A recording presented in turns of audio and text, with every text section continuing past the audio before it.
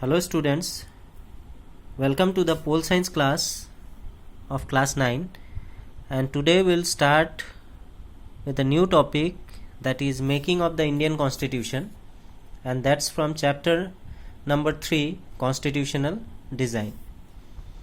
Previously we had studied about the South African Constitution, and we also read about how this constitution was made actually. So now today we will read about the making of the Indian Constitution. So let's proceed then. Like South Africa, India's constitution was also drawn up under very difficult circumstances. Clear? Likewise, like South Africa, how much difficulties they faced in making their constitution, like that India also faced many difficulties while making their constitution. The making of the constitution for a huge and diverse country like India was not an easy affair. Clear? Because why it was actually difficult for a country like India? Because it was very big in size, and besides its size, their diversity was also the reason. That means north, east, west, south, and the number of religion and the number of different religious or people belonging to different caste were also living there. So for that reason also it was very difficult to make the constitution because of its size and diversity.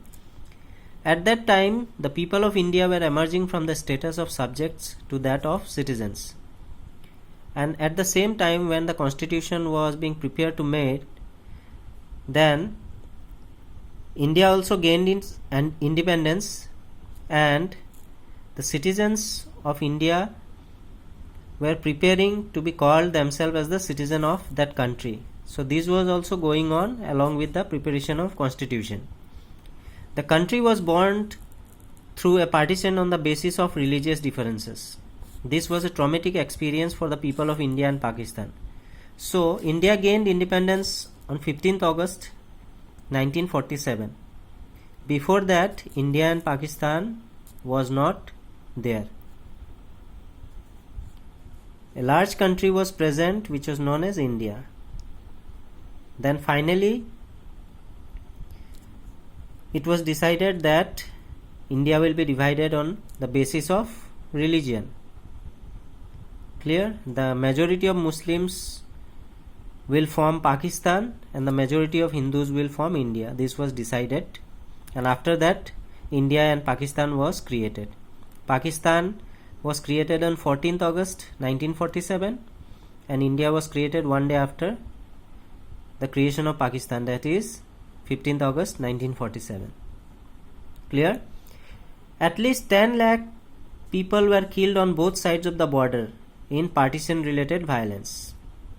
And when this partition of India and Pakistan was decided, actually many of the people did not know which part was Pakistan and which part was included in India. So the majority people living in both the areas or on both sides of the border started killing the other minority people. Suppose assume that the people belonging to Pakistan were killing the minority Hindus, and on the other hand again the people belonging to India who were majority were killing the minority Muslims. And in this violence related partition, 10 lakh people almost were killed on both sides of the border. Clear? After that partition related difficulty was there, along with that there was another problem. The British had left it to the rulers of the princely states to decide whether they wanted to merge with India or with Pakistan or remain independent. So one more problem was there in case of India, because India was a very large country. So there were around 547 princely states. Princely states means that was ruled by the king. Clear?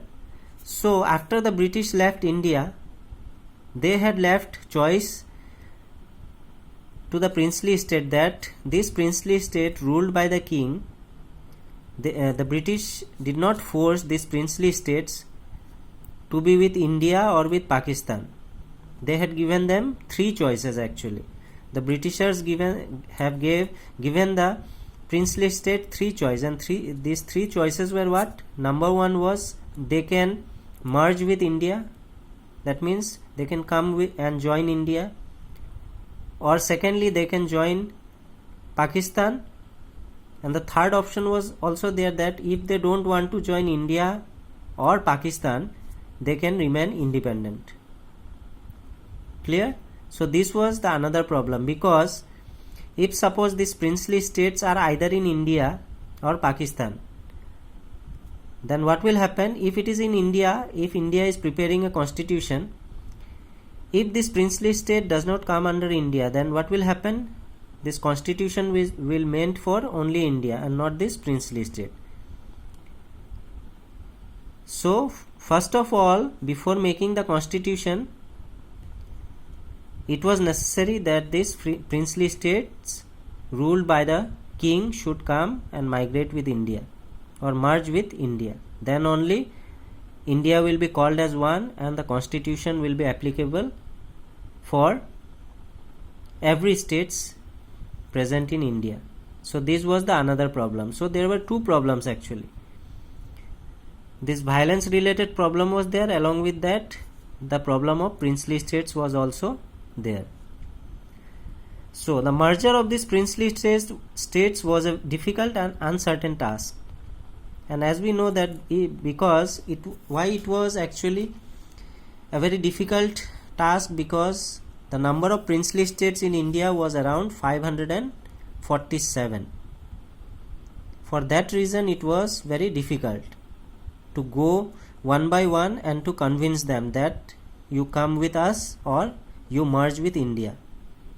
This was very difficult, and if they go one by one to convince them also, the king of that respective princely states, there was no surety that they will join India.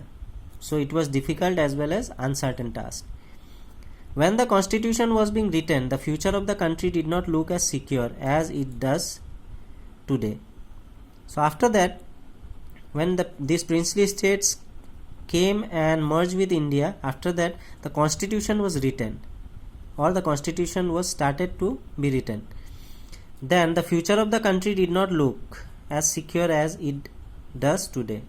At that time when the constitution was written, nobody thought that this constitution would be successful in a country or in a large country like India, where there is so much of diversity. The makers of the constitution had anxieties about the present and the future of the country. And why it was thought so? Because looking into its diversities, they were thinking about the present scenario also. They were thinking that if the constitution is written looking into the present scenario, then will it be applicable for the future of the country also? That means whatever it is written in the 1950s, will it be applicable or will it be practical in 2000 or 2020? They were thinking about that.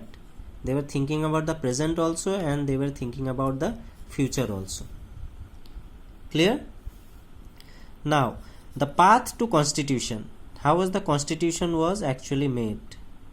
As it was written that like South Africa, India also faced many difficulties. So, despite all these difficulties, there was one big advantage for the makers of the Indian constitution. Unlike South Africa, they did not have to create a consensus about what a democratic India should look like.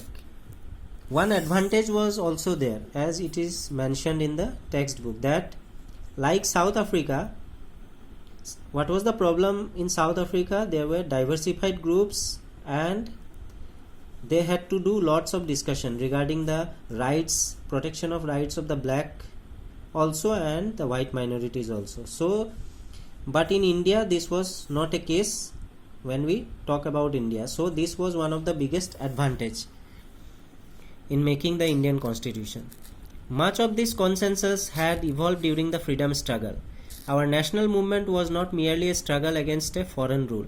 It was also a struggle to rejuvenate our country and to transform our society and politics. So whatever the problems were there, these problems were sorted out before getting independence. And it is being rightly told that it was not only a freedom struggle against the British, but it was also what? It was also a struggle to rejuvenate our country and to transform our society and politics. Along with getting freedom from the British, our leaders also thought of transforming our society and politics, and this was done before gaining independence. So for this reason, that they had settled out this transformation of society and politics along with the freedom struggle, all these things led to what? The advantage in creating a successful constitution. There were sharp differences of opinion within the freedom struggle about the path India should take after independence. Such differences exist even today, yet some basic ideas have come to be accepted by almost everyone. So see, when there will be some discussions on some point, it is common that everyone will not agree with the same views and opinions. There will be difference of views and opinions, and that was also in the case of India when the constitution was actually being prepared. So in that time there was difference of opinion, clear, but there was also some points in which everyone actually agreed. That means some neutral points will be there in which you, me and everyone will agree. Like that only some leaders had difference of opinion on some topic, but on some topics they had no difference of opinion, and you can say that they agreed on some topic as a whole. As far back as in 1928, Motilal Nehru and 8 other Congress leaders drafted a constitution for India. Clear? That means before getting independence, way before getting independence, it was in the year 1928, that Motilal Nehru and 8 other Congress leaders, that means a total of 9 leaders, drafted a constitution for India. They had already started preparing a constitution for India in the year 1928. In 1931, the resolution at the Karachi session of the Indian National Congress dwelt on how independent India's constitution should look like. And after that, after 3 years of drafting this constitution, a resolution was passed in Karachi session of Indian National Congress. Clear? Karachi session means place called Karachi, which is now in Pakistan. It was earlier, before 1947, it was all counted as India. So that's why in 1931 the resolution was passed. After drafting, resolution was passed in the year 1931 in the Karachi session. That means in a place called Karachi, when the Indian National Congress session was held. At that session, the resolution was passed on how the constitution, India's constitution, should look like. On that particular reason, this resolution was passed. Remember this point. Both these documents were committed to the inclusion of universal adult franchise, right to freedom and equality, and to protecting the rights of minorities in the Constitution of Independent India. And the draft and the resolution, based on this draft and resolution, what it was decided that first and foremost, what will be given? What will be included actually? The universal adult franchise. That means every person, be it male or female, will be given the right to vote at a certain age. Earlier it was 21, then it was reduced to 18. So the first and foremost thing that the resolution decided was that the universal adult franchise will be included. Clear? Right to vote. And along with right to vote, right to freedom will also be given to the citizens, and right to equality will also be given, and to protecting the rights of minorities in the Constitution of Independent India. So a question might come that what was the resolution, or what was decided in the resolution of Karachi session in 1931. So you will write that in the Karachi session of 1931, the resolution decided to give or to include universal adult franchise. Secondly, it decided to give the right to freedom. Thirdly, it decided to give the right to equality. And fourthly, it decided to give the protection to the minorities. Clear? So these four things were included or were being thought under the resolution passed in the Karachi session. Clear? Thus some basic values were accepted by all leaders much before the Constituent Assembly met to deliberate on the Constitution. So we can say that way before the Constituent Assembly was formed, way before that, in the year 1928, and after that resolution passed in 1931, it was way before decided that what are the basic things that should be given to the citizens of India regarding the universal adult franchise, right to equality, right to freedom, and protection of minorities. All these things were way before decided, and it was much before decided because the Constituent Assembly, when they met in 1946, it was like around 15 years later this Constituent Assembly was actually formed to make the Constitution. So you can say that much before that, 15 years before only, this resolution was decided, and whatever the points that were decided to include were again included by the Constituent Assembly when they met to form the Indian Constitution. Clear?